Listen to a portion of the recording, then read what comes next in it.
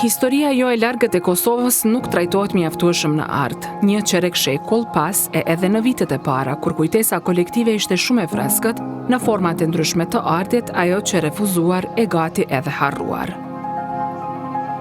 Ky ka qenë njëri prej konstatimeve në panelin e diskutimit në temën Interpretimi i luftës përmes artit, duke kujtuar Kosovën, në ditën e tretë e edicionit të dytë të konferencës shkencore ndërkombëtare me titull Nga lufta te rime këmbja, një qasje multidisiplinare ndaj traumës së luftës në Kosovë.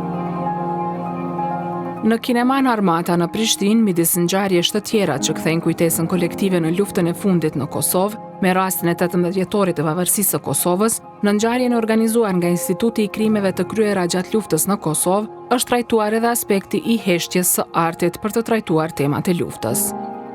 Temat universale, sipas dramaturgut Arjan Krasniqi, zgjidheshin para atyre aktuale edhe në vitin 1999, kur ishte student i vitit të parë në Fakultetin e Arteve në drejtimin dramaturgji dhe skenar.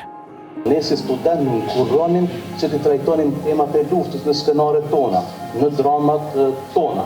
Ka qenë ajo energjia e përgjithshme, sado që ballafaqoheshim me dhimbjet, humbjet, traumat për cilat foli edhe Blerina, edhe nevojën individuale dhe kolektive për t'i kaluar ose për t'i refuzuar. Dhe këtë lloj refuzimi të trajtimit të temave të luftës e ndjeja edhe unë si student atëherë i vitit të parë në Fakultetin e Arteve për dramaturgji dhe për skenar. Sipas tij, kjo situatë kishte zgjatur deri në pikën kur gati u harrua se në Kosovë kishte pasur luftë. Tash vitet kalonin, gjithnjë dhe më pak në Kosovë prodhoshin filma për luftën, gjithnjë më pak në Kosovë realizoshin shfaqje me tema për luftën. Dhe sikur u kriju një lloj, po e quaj kështu, pakti i heshtur, që ne duhet të gjejmë tema tjera, ne duhet të gjejmë tema më universale dhe të largohemi nga temat e luftës, gjë që na solli në një periudhë të caktuar ku ne gati thujse kishim harruar se në Kosovë ishte pas luftë.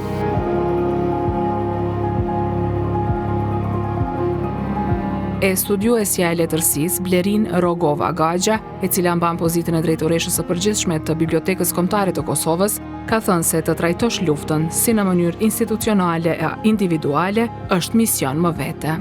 Të shkruash për luftën, të realizosh, të përdorësh mediume të ndryshme të memorjes, siç janë letërsia, apo siç është filmi, apo siç është teatri, është një farë lloj larje e borxhit individual karshi borxhit të madh kolektiv.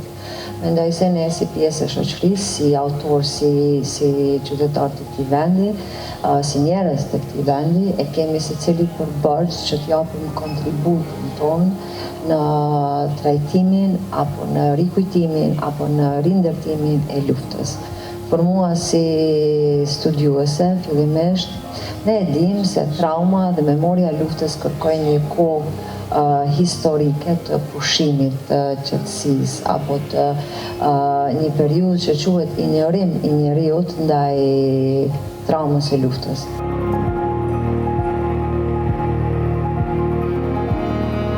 Ka thënë se në shoqërinë e Kosovës ka ndodhur të refuzohet e injorohet trauma dhe se këtë e ka bërë edhe vetë ajo në veprën e saj.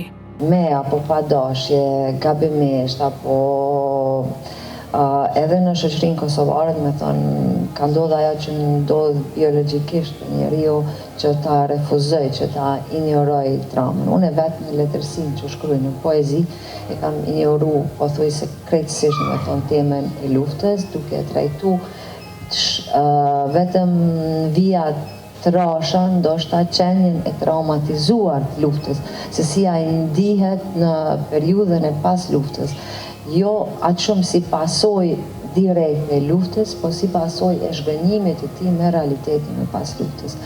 Në atë mënyrë, me thonë, për mu, si krijuese, kanë kalu ma shumë se 20 vjetë dhe më dash që t'i rikthehem asaj teme, t'i kthehem, t'a trajtoj temen e luftës si studiuese e letërsisë.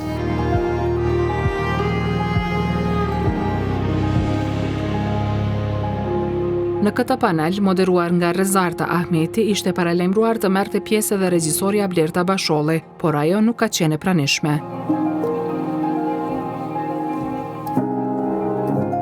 Konferenca shkencore ndërkombëtare me titull Nga lufta deri më këmbja, një qasje multidisiplinare ndaj traumës së luftës në Kosovë, nisi punimet të martën në përvjetorin e 18 të pavarësisë së Kosovës.